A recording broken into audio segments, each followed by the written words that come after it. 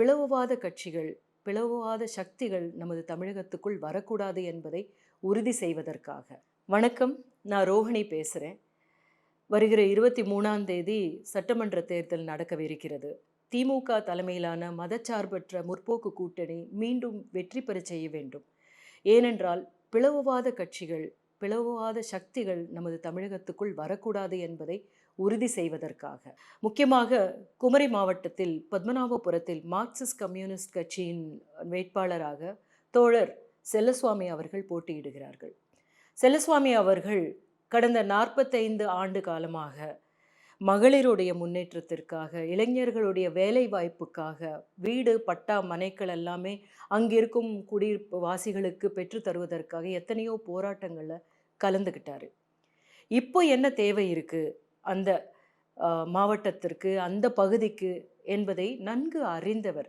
அங்கே இருக்கின்ற ரப்பர் தோட்டங்கள், அங்கே இருக்கின்ற ரப்பர் தோட்டங்களில் வேலை செய்கிற தொழிலாளர்களுக்கு குறைந்தபட்ச வருமானம், குறைந்தபட்ச சம்பளம் அதை நிர்ணயிப்பதில் என்ன மாதிரியான வருமானம் வைக்கணும் அப்படின்றதுல முன்னெடுத்து செய்யக்கூடியவர்.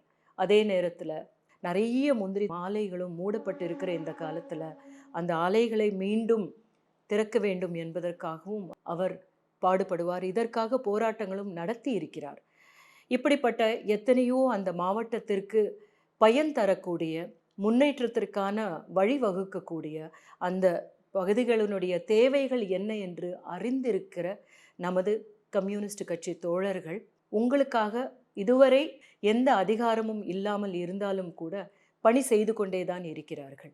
அவர்கள் கையில் நீங்கள் இப்பொழுது அவரை சட்டமன்ற தேர்தலில் வெற்றி பெறச் செய்து சட்டமன்றத்திற்கு அனுப்பினால் உங்களுடைய குரலாக, உங்களுடைய தேவைகளுக்கு ஒலிக்கும் குரலாக, சட்டமன்றத்தில் அனைத்தையும் செயல்படுத்தக்கூடிய திட்டங்களை முன்வைக்கக்கூடிய ஒரு நபராக அவர் செயல்படுவார். அறிவாள் சுத்தியல் நட்சத்திரம் சின்னத்தில் வாக்களித்து தோழர் செல்லசுவாமி அவர்களை நீங்கள் வெற்றி பெற செய்ய வேண்டும். அறிவாள்